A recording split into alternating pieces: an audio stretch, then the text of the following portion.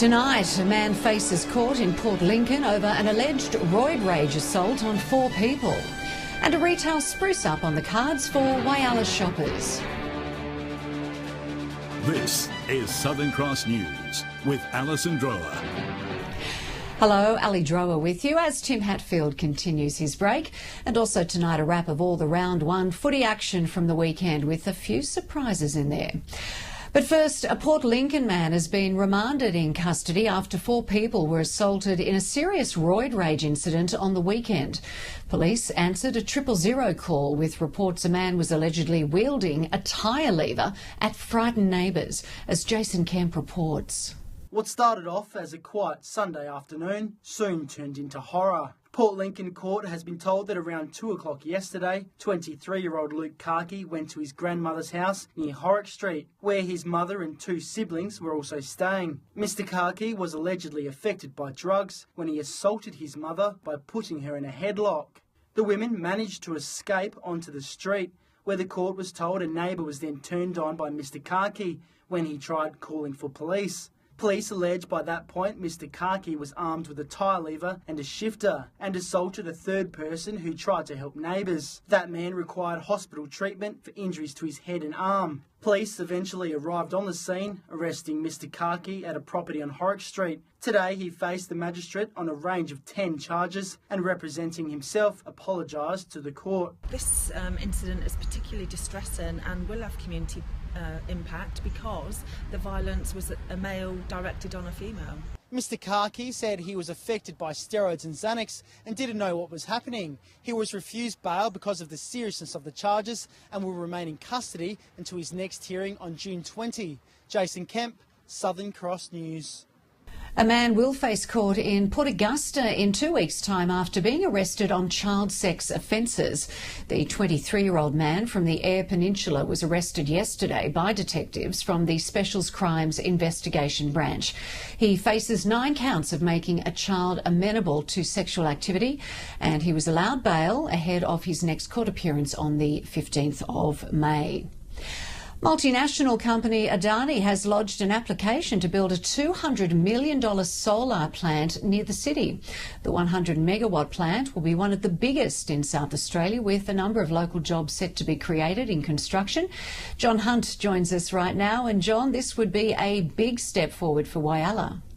It is, Alison. Adani have been circling Whyalla for a few years now, and now they've taken their interest to the next level. They've submitted a development application to the state government to build a solar plant in Whyalla, which will form part of the state's electricity grid.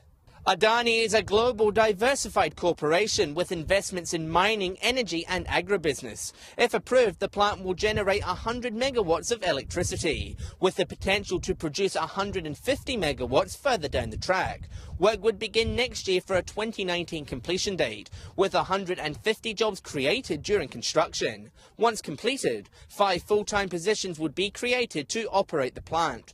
Whyalla Council was working with the company through the process, with Mayor Lynn Brewer excited about the proposal. It will be amazing. It will be fantastic for Adani to come here. They're in constant contact with us. Now we're really pleased. This is the next step in the process. With over 300 days of sunshine a year, Whyalla has been identified as a hotspot for solar development. Chinese firm SSE are in the process of building their own solar plant, with work on that project due for completion in the next few months. Adani has been consulting with stakeholders in the community and will continue to do so over the next few months. Alison, if approved, it will help the company on its way to producing 10,000 megawatts of renewable energy globally by 2022. So while there's a long way to go before this project begins, Whyalla could become part of the renewable energy revolution. John Hunt there reporting from Whyalla. The Port Augusta organisers of a weekend rally on State Parliament feel that their message is finally getting through as they campaign for a solar thermal power station to be built in the region. The state government is due to reveal its decision in June. More than 500 people hit the pavement in Adelaide on the weekend, a show of Port Augusta people power as the city seeks a new source of power and jobs.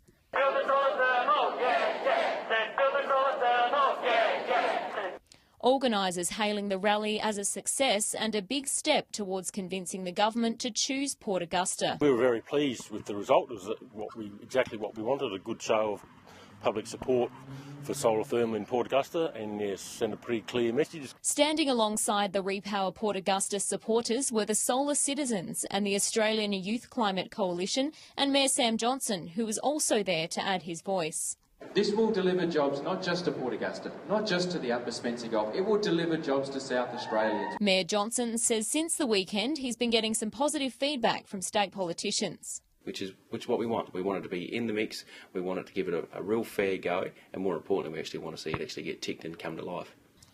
After a 5-year campaign with petitions receiving up to 6,000 signatures, the push for solar thermal in Port Augusta is now on the home stretch. Awaiting the state government's decision next month, Repower Port Augusta says there's still ways to get involved. Encourage ringing the Premier's office and saying you've seen the rally and know about solar thermal in Port Augusta and would like to see it happen. Amelia Simpson, Southern Cross News. Confidence in small and medium businesses in our region has grown, with regional industries more confident than those in the city. A report released by Census reveals businesses are feeling more confident. With the closure of Alinta and the instability of Arium in the region, the report found businesses were still recording better sales and profits than those in Adelaide. The CEO of Census, John Allen, says there's still a lot of optimism around about the economy. The key differences are the sales and profitability results, with regional businesses thriving, while Adelaide businesses are struggling. After the break, a little retail therapy always lifts the spirits, and that's what might be in store for Whyalla.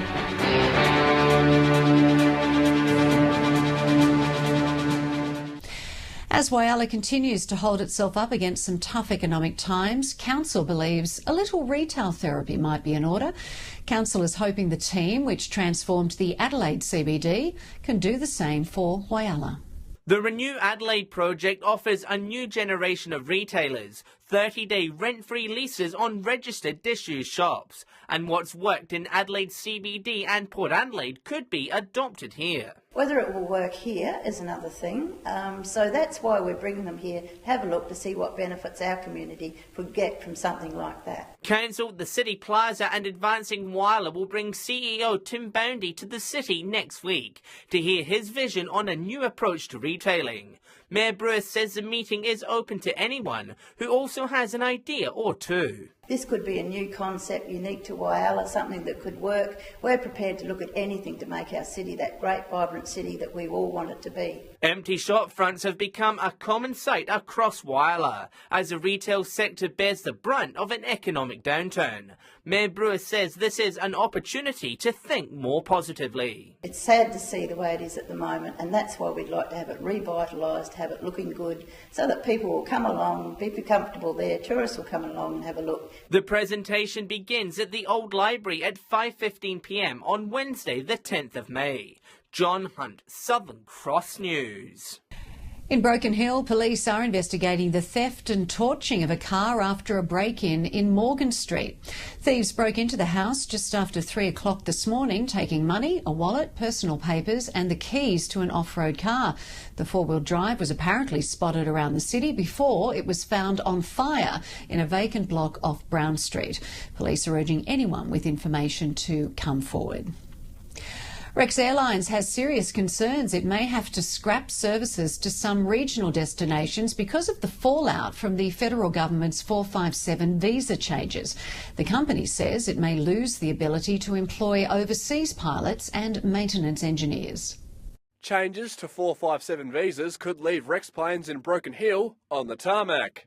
The airline has warned that it would have to slash services in regional areas like Broken Hill to conserve their pilots for bigger routes. The city's deputy mayor is showing his support for the airline. I'd fight tooth and nail to ensure that Rex Airlines has the capacity to give the services to Broken Hill, which we deserve. We've got 9 flights now, and I'd like to see that continue, especially with the new flights available. Despite establishing its own pilot academy, Rex is still obliged to recruit overseas. The airline has been forced to conduct recruitment exercises in South Africa, the United States and Europe to bring in experienced captains. I was on the impression with the 457 visas that really the highlights and so forth weren't going to be scrutinised, and I'm quite surprised they are if that's the case. While the Silver City hasn't been mentioned among services being slashed, there are still concerns. The Broken Hill to Sydney air route has been a costly service for Rex to provide, but recent cheap fares could see a future uptake.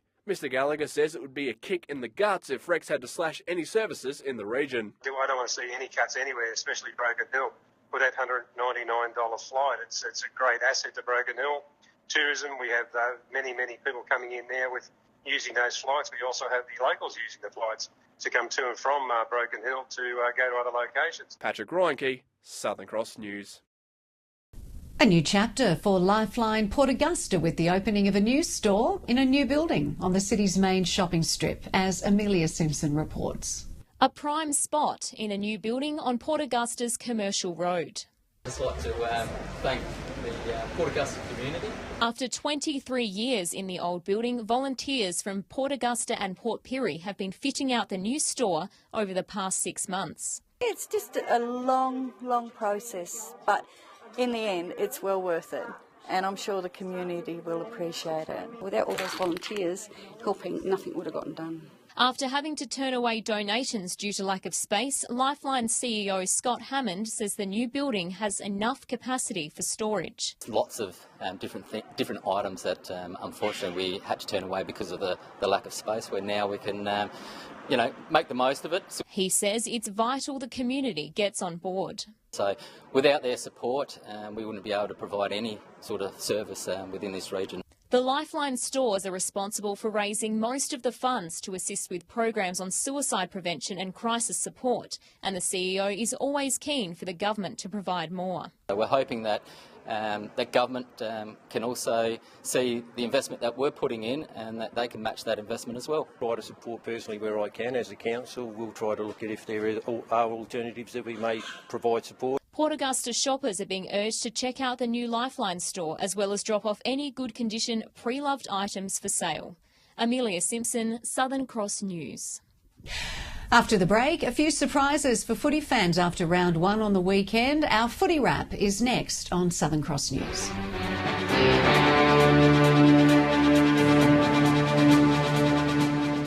Welcome back. Organisers of the first ever Solar Film Festival to be held in Broken Hill say the November event is definitely going ahead. The festival will blend the best in cinema with the latest in renewable energy. The sun is shining bright on a history-making festival. A tentative date for the Solar Film Festival was set for May, but organisers had to make a change. We had to push that back. We were waiting on a couple of the major sponsors to commit. We've now had confirmation that they're on board, so it's all guns blazing. Mark it down. The 25th of November is when history will be made. As far as I know, it'll be the first of its kind in the world, and that is that all the power used from the film festival will be generated from solar. So we can say that it's exclusively solar powered. The festival is planned to run over a weekend and include a Mardi Gras style launch and also a free short film competition. There will be celebrity guests on the judging panel, including Quentin Canahan, who played Corpus Colossus in Mad Max Fury Road, and Steve Bisley, who played Goose in the original Mad Max. So we're in keeping with the theme of, local films being shot in that area, and we're also talking to somebody else who's also made a film in that area who's a big director. Over 2,000 people are expected to converge on the city for the festival and provide the local economy with an end-of-the-year boost. We're hoping that, it'll become a model for other film festivals around the world as well. We'll be breaking new ground and obviously enjoying the media coverage that brings, and hopefully that'll bring tourism to the area. Patrick Reinke, Southern Cross News. Well, round one of local footy is done and dusted, with the Ports Football Club running onto a new oval and wins in all grades. Keziah Sullivan joins us from Port Pirie, and Kez, a bit of an upset for the Lions. Yes, Ali, Lions went down to Ports by just 13 points, but it really could have gone any way. Both teams have had a lot of changes this year. Lions came out strong in the first half and had a comfortable lead heading into half-time. However, the tables turned in the second half. Ports flooded the Lions' forward line, panic set in, and the team couldn't score a goal for the remainder of the game. The opportunity was there. Lions had plenty of the ball in their forward 50, but couldn't convert the goals. a promising start for Ports. In the other game, Solly travelled to Port Augusta where they had a 33-point win over Central. And in the grand final rematch, West faced at South Augusta. They made a statement for themselves, thrashing the reigning premiers by 54 points. Down the road to Whyalla, and the competition kicked off with a game between West and North at Bennett Oval. The two teams were goal for goal the whole match, but in the last quarter, West took off to take the win, 82-56. Another close match followed. Rapina took the points over Waroona Bay, and South left their run too late. A 5-goal fourth quarter wasn't enough to give them the win over South. In Port Lincoln, Mallee thrashed Lincoln South in their Anzac Day match, and on the weekend, Tasman had a win. Marble Range also proved to be too good for Wayback, defeating them by 61 points. Over to the Silver City, South had a very strong start, defeating Central by nearly 100 points. New signing Matthew Reevil was on song, snagging 5 majors, and Mark Purcell dominated as usual at ground level. On the other hand, it was a close first quarter between North and West, but the Bulldogs broke away in the second to take an easy win. So a great start to the 2017 season. Some teams reap the rewards of a hard pre-season, while others will go back to the board to try and improve their game. And I'll be back tomorrow night with the rest of the sports results. Ali. And of course, you can catch up with our footy tippers every Friday on Southern Cross News. Your weather is next, the 4-day local forecast.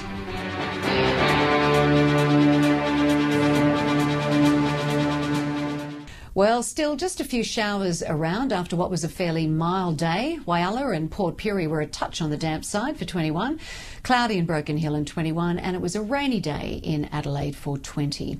On the satellite, and you can see some low cloud along our coastlines, bringing those showers for the southeast, and then some cloud to the northeast as well, but no rain with that. On the water tomorrow, moderate southeasterly winds on seas below 1 metre. Sunrise is at 6:53 and sunset at 5:39. Tomorrow's forecast will see mainly fine conditions on the way. Port Lincoln and Coffin Bay will aim for 18, clearing showers there. And Broken Hill will get a cloudy Tuesday and 16, 19 for Port Pirie. And if you are heading to Adelaide, fine and 17. To the 4-day outlooks, and I think we're in for a fine run of blue skies, sunny and 20 or 21 for Port Lincoln by Friday, and all clear for Woodner and 22. Whyalla's next 4 days are going to be also mainly cloud-free, sunny in Port Augusta through to the end of the week, and Kadina also set for some lovely days. And showers should clear for Port Pirie tomorrow with sunny conditions till Friday, and in Broken Hill cloudy tomorrow, but a fine run through to that weekend. Well, thanks for watching tonight. Don't forget you can stay up to date on Facebook and Twitter and on our YouTube channel, or you can also just drop us an email if there is something happening your way. On behalf of all the team here at Southern Cross, I look forward to your company again tomorrow at 6:30. Enjoy the rest of your night.